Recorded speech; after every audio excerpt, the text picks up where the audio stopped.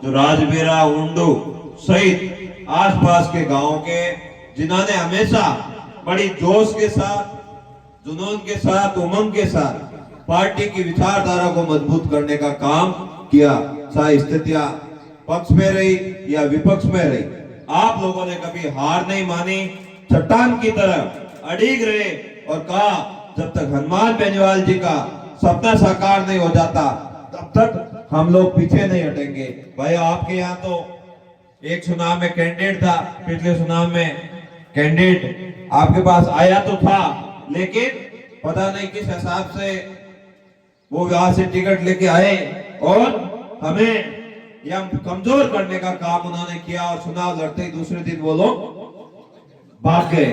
अब हमें ये भी ध्यान रखना है, भागने वाले भी लोग बहुत आते और 2-4 दिन अपने बीच में रहते, मीठी मीठी बातें करते और हम लोग उनके दीवाने हो जाते और फिर वही डाके 3 पार। अब ऐसा कब तक चलेगा?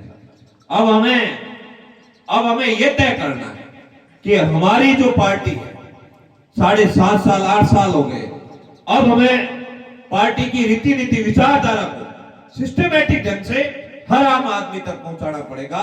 उसमें हमारी भूमिका एक सामान्य कार्यकर्ता की होनी चाहिए, उसमें हमारी भूमिका एक पार्टी के समर्पित कार्यकर्ता की होनी चाहिए, जो दिन रात खड़ा होकर हर गांव डाणी जाकर, हर गांव डाणी मोहल्ले में राष्ट्रीय लोकतांत्रिक पार्टी की रीति नीति के बारे में आम लोगों से अवगत करवाए। कई बार मैं देखता हूँ उल्टे सीधे कमेंट करने लग जाते, कहते ये तो वो कर लेगा, ये तो वो कर लेगा, उसमें हम जिम्मेदार लोग भी सम्मिलित हो जाते। हमें इन बातों से दूर हटकर एक एक कार्यकर्ता को हमारे द्वारा किए गए कार्यों को, हमारे नेताजी के द्वारा किए गए कार्यों को, हमारे नेताजी के द्वारा किए गए संघर्ष को हर माता, हर बहन, हर भाई, हर वो किसान का बेटा, हर वो दलित के बेटे को बताना है।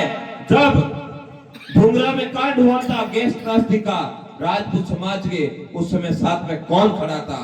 जब दलित समाज में संकट आया तो लड़ाई कौन लड़ रहा था?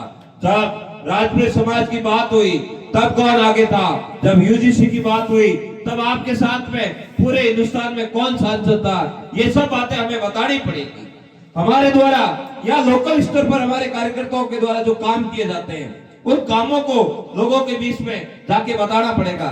लोग कहते हैं, मैं राजनीति के विशेषज्ञों से मिलता हूं पार्टी साहब, तो लोग कहते हैं कि आपकी पार्टी काम तो अच्छा करती है, मेहनत करती है और जो मुद्दा हाथ में लेती है उसको पार भी लगाती है, लेकिन आपकी पार्टी का वापस एडवर्टाइजमेंट करने के लिए आप हर आदमी तक पहुंच नहीं पाते हो। हाँ, मैंने कहा सही बात है, हम लोगों की कमजोरी है, लेकिन इसके बारे में भी मैं जहां मुझे मंच में मौका मिलता है मैं वहां पर ये बात कहता हूं, ये बात बताता हूं कि हमें हमारी ऊर्जा जो है, हमारी जो सकारात्मक एनर्जी है, उसको सही दिशा में प्रयोग करके राष्ट्रीय लोकतांत्रिक पार्टी को मजबूत करने का प्रयास हम सब लोगों को करना है।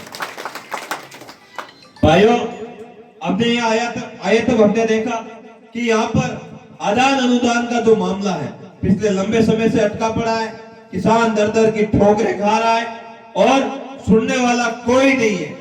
ये हम आपसे वादा करते हैं कि राष्ट्रीय लोकतांत्रिक पार्टी जल्दी इस मामले में पूरे जिले में एक बहुत बड़ी लड़ाई लड़ेगी और हम सब लोग मिलकर आपका आदान अनुदान भी दिलाएंगे।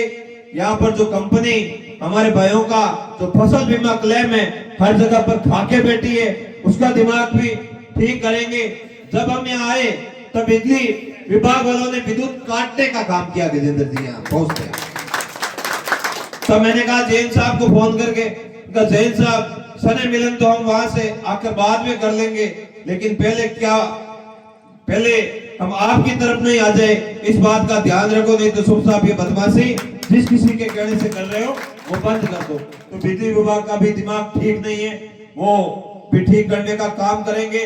और मैं आपसे ये वादा करता हूँ और पूरी राष्ट्रीय लोकतांत्रिक पार्टी परिवार की ओर से वादा करते हैं कि जो आपके आसपास में जो बाहर से कंपनियां आई है, जो जमीनें अलॉट हो रही है, और जब जमीनें अलॉट होती है उस समय तो कहते कि हम स्थानीय लोगों को रोजगार देंगे, आपको काम देंगे, काम में आपको खेत वाले को प्राथमिकता दी जाएगी, लेकिन 2-4 दिन बाद, महीने भर बाद वो अपने वादे से मुकर जाते हैं। अगर ऐसा भी कोई सिस्टम हो तो हमारे यहाँ भाई बैठे उनमें से किसी के पास इस तरह की जानकारी आप पहुंचाना। मैं आपसे वादा करता हूं, हनुमान बेनीवाल जी का सिपाही होने के नाते उन कंपनी वालों का भी दिमाग ठीक करेंगे, और नहीं मानेंगे तो नए तरीके से मनाने के लिए हमारे नेताजी से आग्रह करेंगे कि हमारे भाइयों के साथ बाहर से आई हुई कंपनियां अत्याचार कर रही है, और उनके लिए आपको बाड़मेर की धरती पर आना होगा और हमारी आवाज को उठाना होगा, बुलंद करना होगा। भाइयों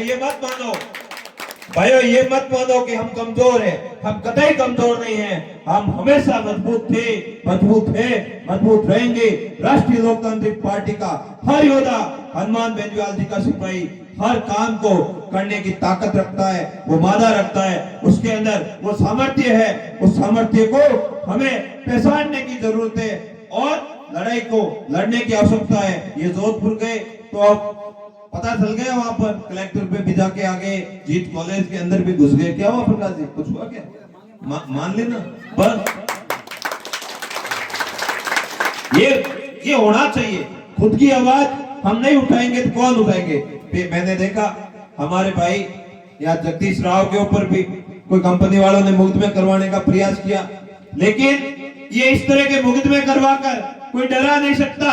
आपका भाई थान सिंह डोली सारे मुकदमों को ट्रेस करके भी सरकार से लड़ रहा है, कोई तकलीफ नहीं है। आप सब लोग, मैं कहता हूं, सरकार कोई भी तरीका अपना ले, उन तरीकों में कोई आना जाना नहीं है। हम लोगों का एक ही विजन है। अगर हम पंचायती राज में सफल हो गए, हमारे भाइयों को जिता दिया, गजेंद्र जी जैसे बता रहे थे, एंड टाइम पे कांग्रेस बीजेपी वाले दादा बहुत होशियार लोग हैं, वो मूर्ख बना लेते, कहते या तो हमारा भाई जाट प्रधान बनेगा, कोई कहेगा हमारे यहाँ से ये हमारा कैंडिडेट हार गया तो हमारा ये हो जाएगा।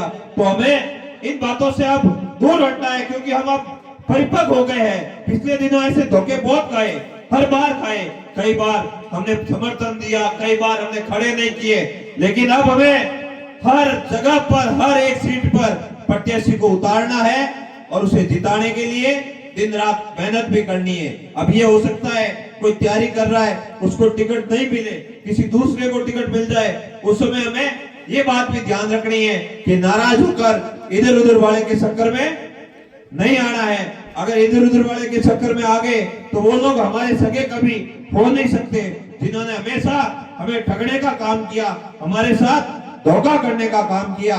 उन लोगों से सावधान रहते हुए हमें मजबूती से हमारी पार्टी को मजबूत करने के लिए आगामी 1-2 महीने का जो समय है, उसे पार्टी के कार्यकर्ता होने के नाते संगठन को मजबूत करते हुए हमारा प्रत्याशी सरपंच से लगाकर, पंचायत समिति से लगाकर जिला परिषद तक हमारा भाई कैसे जीते, इसके लिए प्रयत्न करना है। क्या आप प्रयत्न करोगे? ताकत दिखाओ भाई। क्या आप हमारे प्रत्याशियों को जिताने के लिए प्रयत्न करोगे? किसी की बातों में नहीं आओगे, पूरी मजबूती से तैयार हो, हनुमान बेनीवाल जी के विजन को मजबूत करोगे। आप सबको होली के पावन पर्व की बहुत बहुत अग्रिम शुभकामनाएं। आपके द्वारा बहुत शानदार कार्यक्रम का आयोजन किया गया। हमारी पार्टी अब हर जगह पर मजबूती से उपस्थिति दर्ज करवाने के लिए हर जगह पर होली के सने मिलन के कार्यक्रम हो रहे हैं। कई मोर्चों पे हमारी पार्टी संघर्ष कर रही है और हर जगह पर राष्ट्रीय लोकतांत्रिक पार्टी का योद्धा मजबूती से लड़ाई लड़ रहा है। कल हमारी टीम के द्वारा एक महत्वपूर्ण राष्ट्रीय लोकतांत्रिक पार्टी के योद्धाओं के द्वारा एक बहुत बड़ी पहल की घोषणा की और उस कार्यक्रम शुभारंभ भी कर दिया। हमने 200 स्कूलों को डिजिटल स्मार्ट क्लासरूम बनाने का जो कार्य है वो हाथ में लिया।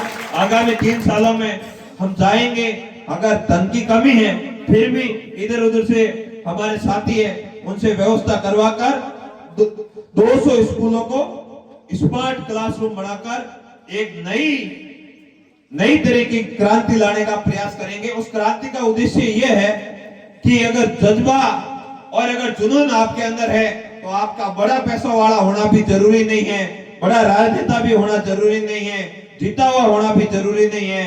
आप काम करने की अगर आपके अंदर नियत है, आपके अंदर चेष्टा है, तो आप काम भी कर सकते हैं और लोगों के लिए खड़े भी रह सकते हैं। आप सबका बहुत बहुत आभार, धन्यवाद। आप सब इतनी संख्या में पधारे और पार्टी को मजबूत करने की दिशा में जो आपने नई पहल की है उसके लिए हम सब आपके आभारी हैं। बहुत बहुत धन्यवाद।